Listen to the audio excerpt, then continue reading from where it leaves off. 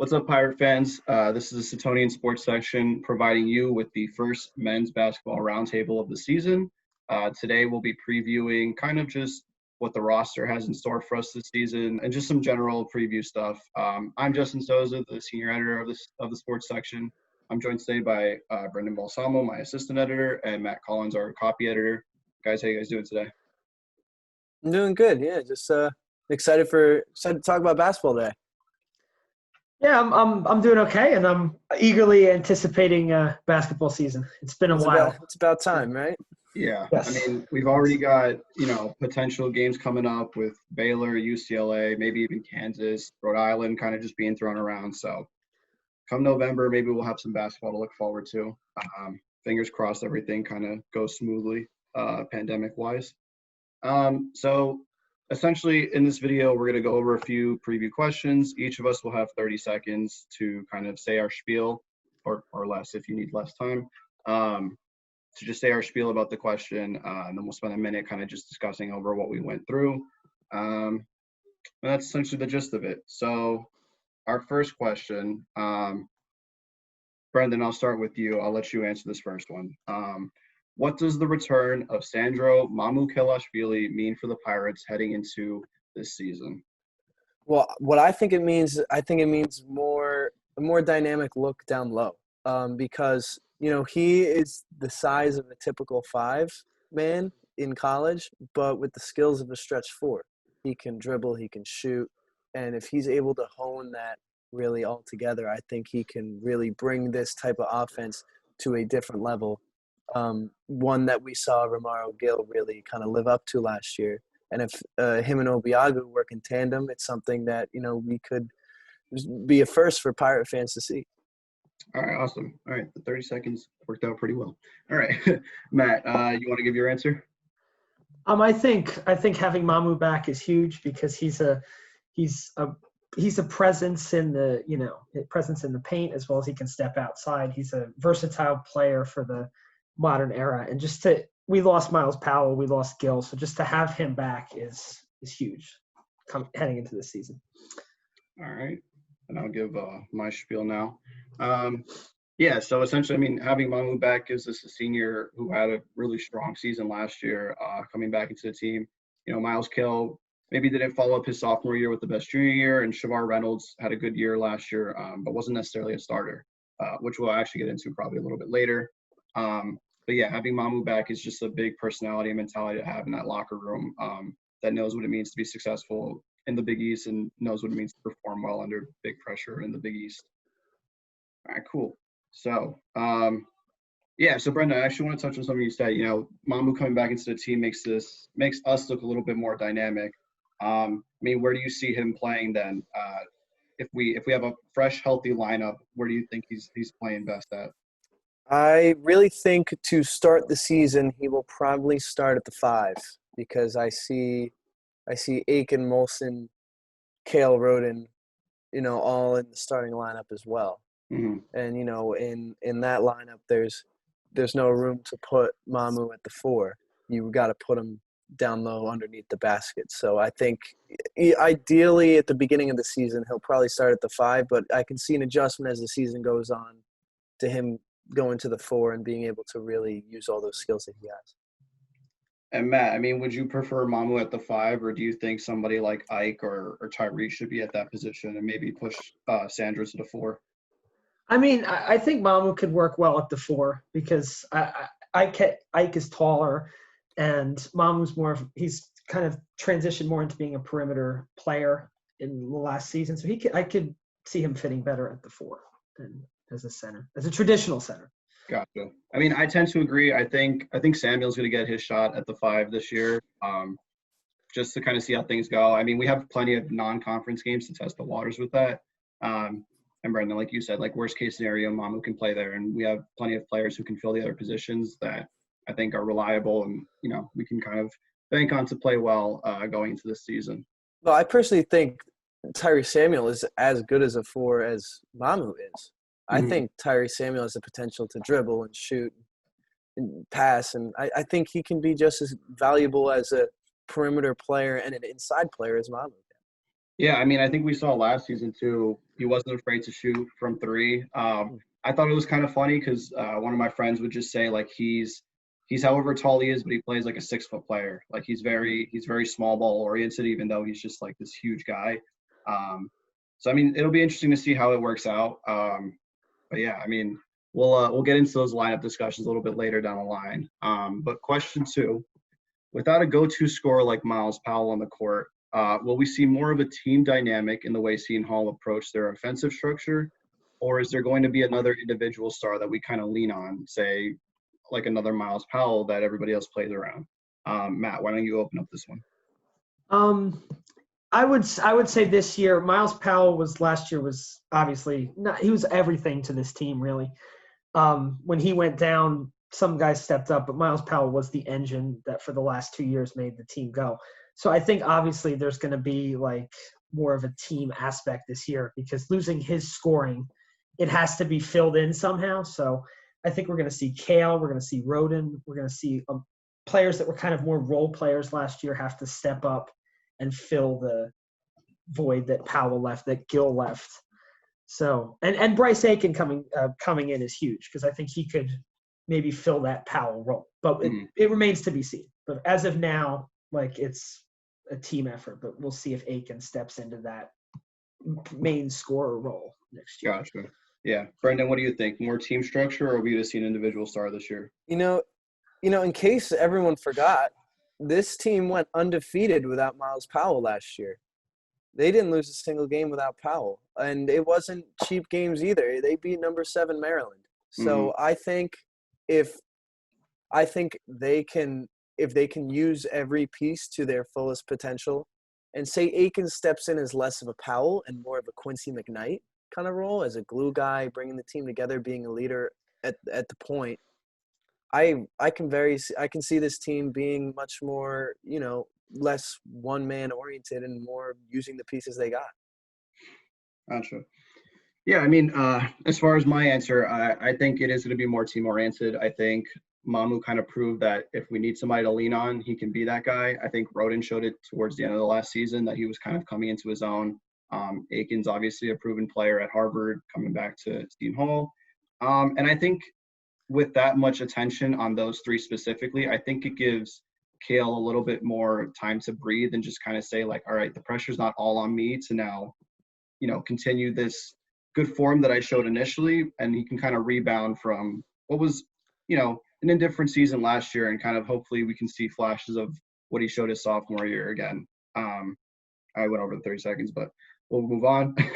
So we'll go into a minute discussion. And I want to start with the Maryland game because that was huge defensively too. I mean, I think we were solid on that end of the ball, but like you said, we lost Quincy McKnight and Myles Powell, so like we lost a lot defensively as we did going forward.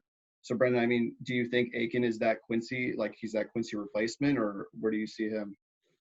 Well, he's definitely more of a Powell type player, but if he can step in as a morally type, a leadership type Quincy player, dictating what's going on the court, calling plays, and getting to the rim when he needs and making the big play when they need it. That I think could be more beneficial to the team than another Myles Powell, for me at least. And what do you think, Matt? I mean, is Aiken going to be our go-to guy, even if he hasn't been with the team for these past few years, or like can we see Mamu or Rhoden or somebody else kind of stepping up? I feel like Aiken has the game to step into that Powell role. I don't think Mamu is like the type of scorer that Aiken is. I feel like Rhoden has shown flashes defensively. He's not at Quincy McKnight level, but he's shown flashes at times. He just has to string it together and become a more consistent defensive presence. But Aiken probably would be more of a scorer, but he could also – might be defense by committee, basically. Gotcha. Well, it's funny that you say that about Rhoden. I mean, having to improve defensively, because if I'm not mistaken, I think he led the team last year in rebounds, like both ways, defensively and offensively. I'm pulling up the stat right now because I want to make sure. So rebounds. And something else to bring up, look at how many blocks they had in the Maryland game. I think it was like 12 total blocks in Maryland. And Obiagu had like half.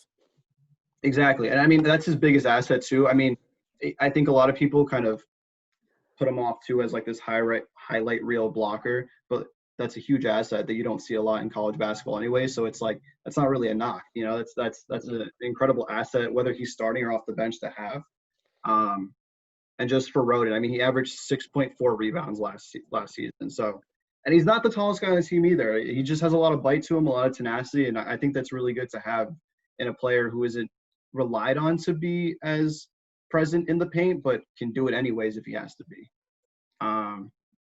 Yeah. So, question 3: will Myles Cale average over or under 10 points this season? I threw this one in here because Brendan, when we had our talk with Brian Custer about, the season and just kind of his job and everything, he was big on Myles Cale and said that this was hopefully going to be his year coming back from whatever last year was.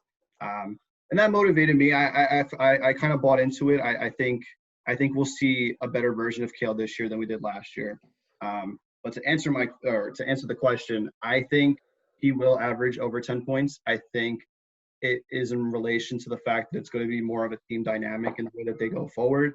And it's going to play on the idea that, teams are going to target Mamu, teams are going to target Rhoden, teams are going to target Aiken.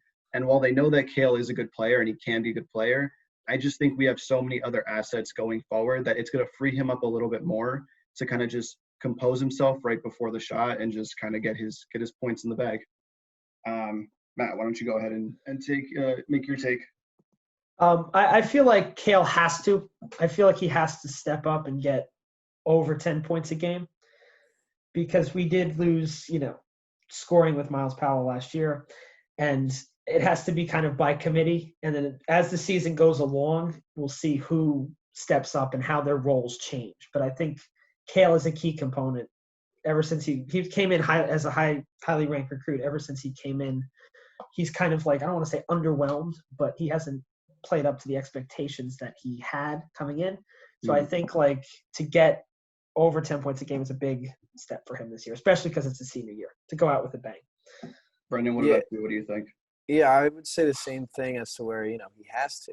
It's his senior year. It's time for him to step up to the role that, as a recruit he was thought to be. And there is no question about his ability, about his athleticism, the way he can jump, the way he's a dead-eye shooter when he's on. It's just like Custer said, it's the mental game. What we need to see from him is him to step up as a leader, and when he gets down, he doesn't stay down. He gets back up. And that's what we need to see from him. And if he does, I think I can definitely see him averaging almost 15 points a game. So then let's go into the idea of the mental game then for this minute discussion. I mean, what is it do you think kind of prevented him maybe from being able to pick himself up from being down last year? I think it always just seemed like when he hit a roadblock, he'd fully stop, and he wouldn't try and overcome. He'd put his head down, run to the other side of the court, play defense, and there'd come a time where he'd stop trying shots. When we know he can shoot. There was some games where I think he shot maybe less than 5 shots in a game. We know he can shoot, and when he gets hot, look at the Georgetown game last year when he dropped 6 straight threes, like in the first half. We know what he can do, and if he can if he can hit that roadblock and surpass the roadblock rather than stop, I think he has all the potential in the world. All right, awesome. That goes into our next question, which is also a points question. Will Jared Rhoden average over or under 10 points this season? And I asked this question only because of the concept that, there is going to be more pressure on him because of how well he did towards the end of last season. I think it's going to be a similar situation to what Cale went through last year, in that teams are going to know what he can provide going forward and defensively. So they're going to make him a marked man. And I'll I already went into I'll just finish this one up, but I personally think Rhoden is gonna finish with over 10 points this season.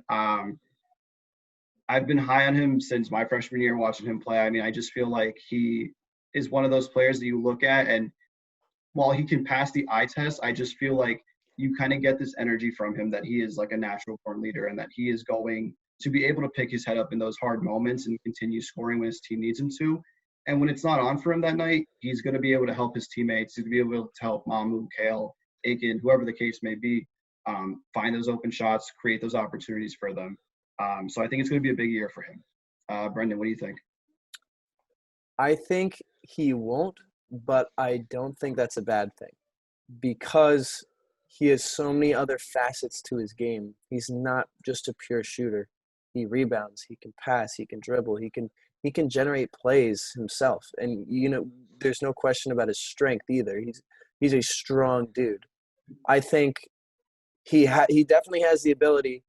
If teams start to lock him down, he can generate other plays himself. So I think there's a good chance that he doesn't, but I don't think that's a bad thing either. I still think he can really provide for the team without, being a point stuffer. Matt, what do you think? I would agree with what Brendan said. He probably won't average over 10, but it's not a bad thing because he can affect the game defensively with blocks, rebounds. He can affect the game intangibly as a leader. He probably won't average 10, but that is not a bad thing. We'll have other scorers to pick up the slack. He'll have games where he has over, he'll have games where he breaks out, but in terms of an average of 10 throughout the whole season, I'd say lower than that. So then in regards to kind of his role with the team, then do we see him maybe picking up on his defensive astuteness that he showed last year with the rebounds and kind of just playing really good lockdown defense? Or is he going to be more involved in the attack? Like, I guess it's a matter of being a piece that helps other players score more, or is he going to be that piece that scores? I think probably at the beginning of the season, they're probably definitely going to try him out as a piece that can score because, he obviously can. But if they eventually do find a similar Cale situation where they, really start to get concerned about him defensively and start to lock him down, there's other routes they can take him. He's just that versatile of a player. Mm. Matt, do you think he's more important to us going forward or more important to us defensively? I would say he's more important defensively going forward, but he could, as Brendan said, they could try him out as a scorer offensively and see what works in the beginning of the season. Yeah, I mean, it's no question that Willard loves his hardworking players. Rhoden's definitely one of them. I mean, Shavar's one of them. This whole team is definitely full of hard workers. So, like Brendan said earlier, there's so many facets to Rhoden's game that I'm pretty sure he'll find a starting role and do well in it regardless.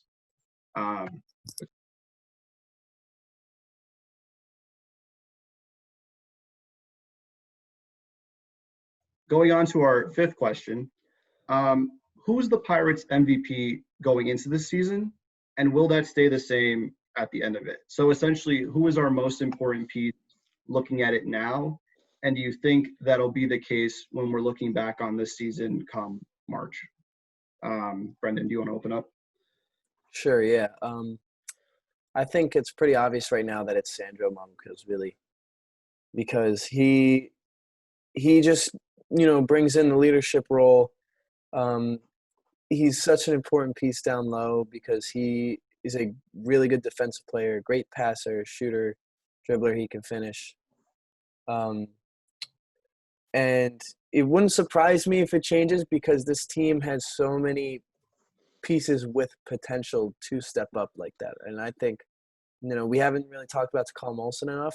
I think he has the potential to do it because he was at Canisius during his sophomore year there. So I think Mamu will be still at the end of the season, but don't be surprised if it changes. Yeah, I mean, I think sorry, my 30 seconds. I think with all the hype kind of around Mamu choosing not to go into the NBA draft and staying here, it's almost like unquestionable that he has to be the preseason MVP kind of going into things. But I think by the end of the year, we'll probably be talking about either Aiken or Rhoden as the team MVP personally. I mean, listen, I'm high on Rhoden, so I'm just going to gas him up the entire time. But I think Aiken is going to play a pretty big role for the team this year, just coming in, filling in offensively and adding, that leadership presence, which is one of those intangibles that you can't really get you can't really teach a player. And while Mamu, I think, is a good personality and good leader on the court, Aiken just provides more of that, I feel like. And I think this is Rhoden's breakout season. I think if he gets hot early, he's not going to stop. Matt, what about you?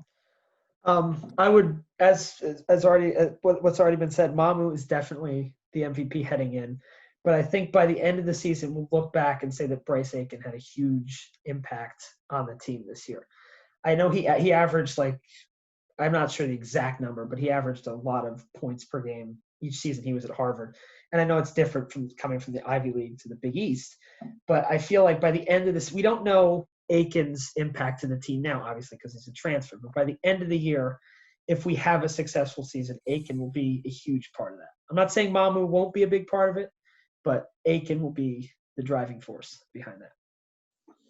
Yeah, Aiken actually averaged 16.7 points last season. His junior year, 22.2. His sophomore year, 14.1, and his freshman year, 14.5. So definitely a lot of points, Matt. But massive impact at Harvard. Yeah, I mean, but I think we're all in agreement that Mamu is the key player heading into things now. I don't think there's really much room for discussion there. We all agreed on it. We all said in some way Aiken or me and Matt said Aiken. Brendan, you said Takal Molson might kind of pop up this year. But I do agree that I think the team is just so well-rounded kind of on paper, looking at things, that really anybody could have a good run of form this year and kind of help us push for another Big East title, Big East tournament title, and an NCAA push. But yeah, I mean, it's really exciting. Even though we don't have a Myles Powell on the team anymore, it's exciting to know that we have like a solid team that can play with each other and around each other, and anybody can pop up when given the opportunity. All right, and then heading into the next question, who are you running as the Pirates' starting five? As I alluded to earlier, this was going to be a question. So, Matt, why don't you open up? In terms of a starting five this year, I feel like I'm putting the spot a little bit. I have to write it down. But definitely Myles, Cale as sort of like a swing man. Mamu at the 4. I know I discussed that before. EK, I don't know if I'm saying it right, EK or Ike. But Ike. Ike Obiagu at the as the traditional center. Aiken running the point. I'm not sure if he's he was a point guard at Harvard. And Rhoden. I mean, I feel like it's a little lacking in guards, the starting five that I came up with, but at this point, those are the 5 best players we have. I mean, you could substitute Shavar in as the second guard, but that would be my lineup now. Or you could put Cale as like a very tall shooting guard. I mean, I don't know. Brendan, what are you running? So I would start with Takal Molson at point guard. I think you got to give him a shot. He sat out last year, did his time. And then Aiken, he's like a Powell type player, shooting guard. Then you put Cale at the 3. He's a senior. He earned it. Jared Rhoden at the 4. He earned it last year with his play. And then Sandro Mamukelashvili at the 5. Just because, he's a senior. He's the guy you got to have in the lineup. And I think if you want Rhoden in there too, you got to have Mamu at the 5. And I think at the 6, you would probably put Shavar. And then, 7, everything from out there, you kind of jumble up. But I think that's the 5 you want to start with, because I think that's the 5 that will maximize your offensive output. All right. Well, I was kind of along the same lines, but I have Samuel starting at the 5. I think Willard's going to try and give him a shot just to see how things go. I have Mamu at the 4, Rhoden, Cale, and Aiken to fill out the rest of the team. I think Aiken's going to provide that forward presence. I think having Rhoden and Mamu together, and Samuel and Mamu are obviously big bodies, kind of getting in the paint when they need to be. Rhoden provides that presence too. I just think he's really smart, knowing where he needs to be to get rebounds, to block off players from getting rebounds. And like you said, Mamu and Cale, they're the seniors. They've earned these spots. I think Cale is going to get his spot, have his opportunity to stake his claim as to, why he deserves it outside of being a senior. We know he's a good player. We know he can be on his day. So I think that's his spot, kind of to lose at this point. Yeah, and then we'll just head into the next question on this one.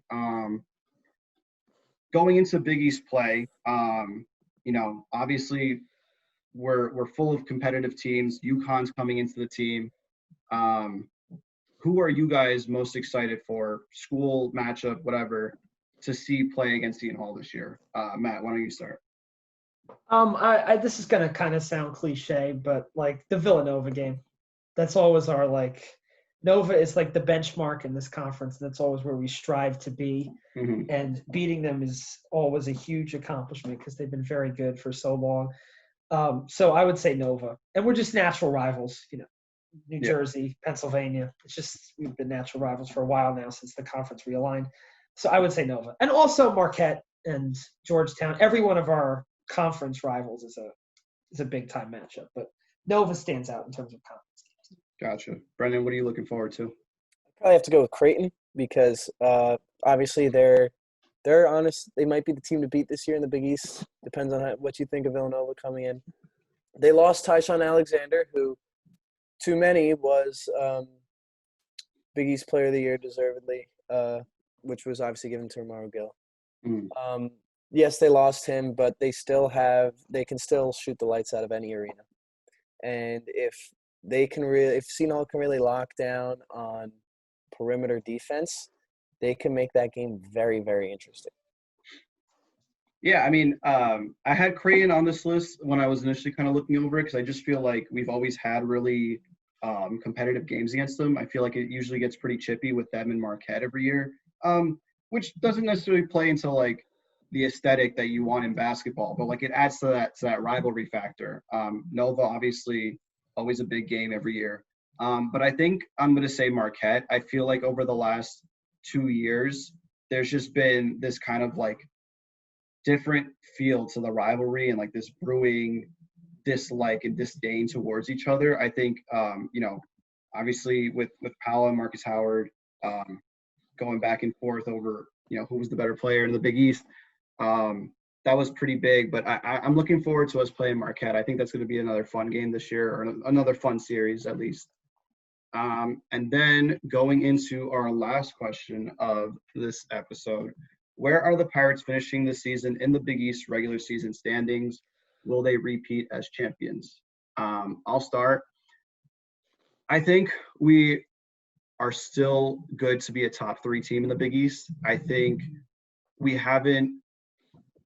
lost 3 good players in Rowe, Quincy, and Myles Powell, obviously. But I think we've also given players like Mamu and Rhoden the opportunity to be stars kind of going into this year. And then we have a proven player in Aiken coming in.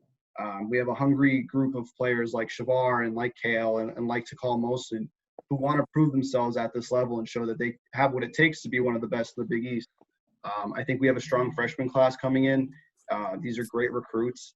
As to how many minutes they'll play this year, we're not really too sure. But, Willard's not afraid to give freshman minutes. We saw it with Rhoden and Anthony Nelson when he was here during their first season here.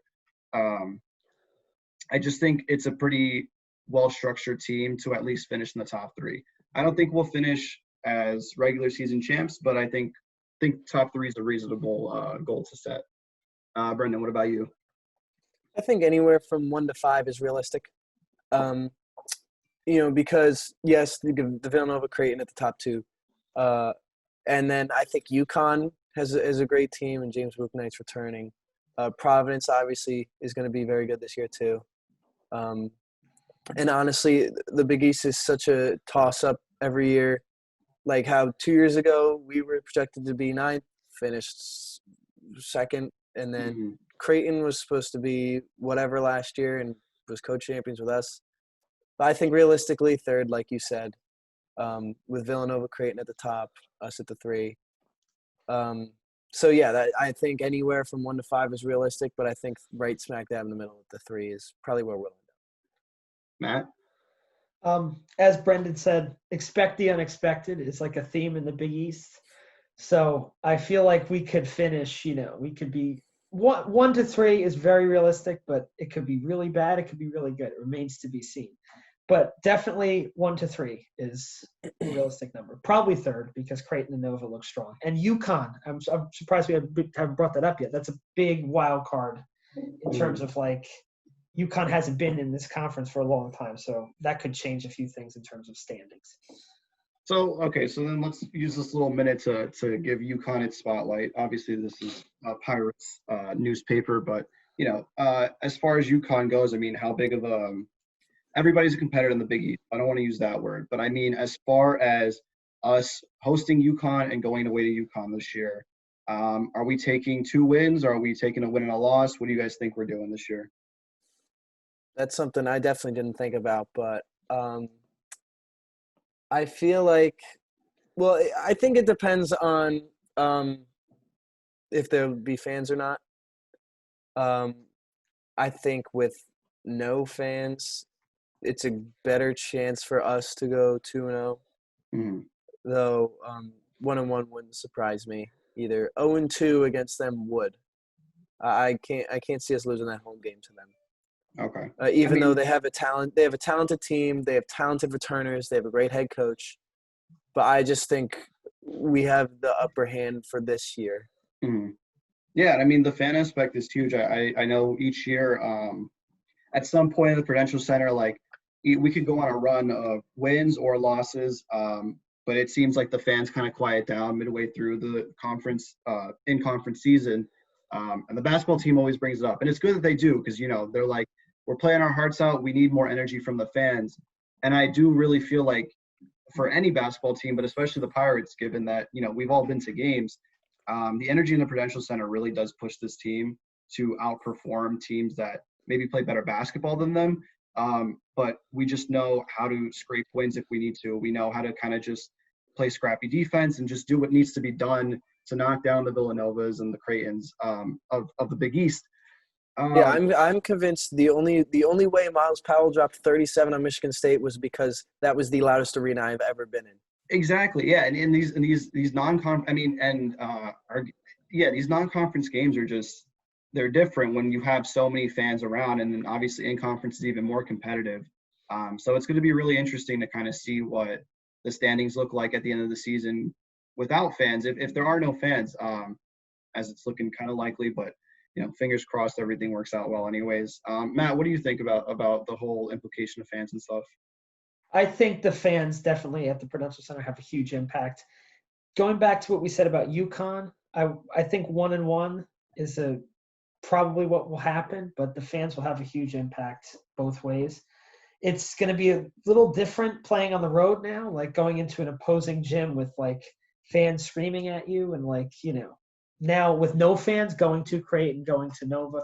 It remains to be seen whether it will be easier to play on the road in this bizarre season with no fans because like it's not as intimidating going on the road. But that will definitely have an impact. There might be a lag without the fans at the Rock, spurring us on. But again, it remains to be seen if we even have a season. So there's endless unanswered questions for this. Yeah, I mean, I think if we have another big game at MSG this year, like I think Willard loves doing that, is kind of just putting Seton Hall in a position where they have to compete against the best of the best. And I remember being at the Kentucky game my freshman year, and like that was incredible because it was like I swear there were more Kentucky fans there than actual Seton Hall fans. It was like the one section I was in was just Seton Hall, and the rest was all Kentucky. But you could tell like even that one little section was like kind of enough to spur the team on to push and to get that huge dub. So I'm interested to see like if we get another big game at MSG without fans or with fans, just kind of how that plays out.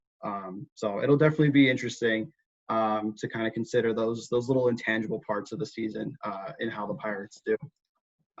But for now, that's all the preview questions we've got. Pirate fans, we're more than willing to listen to your comments and kind of see what you guys have to say. Feel free to leave a comment on this piece or, reach out to us on social media at Setonian Sports. But for now, I've been Justin Sousa, joined by Brendan Balsamo and Matthew Collins. Thank you. Have a great night.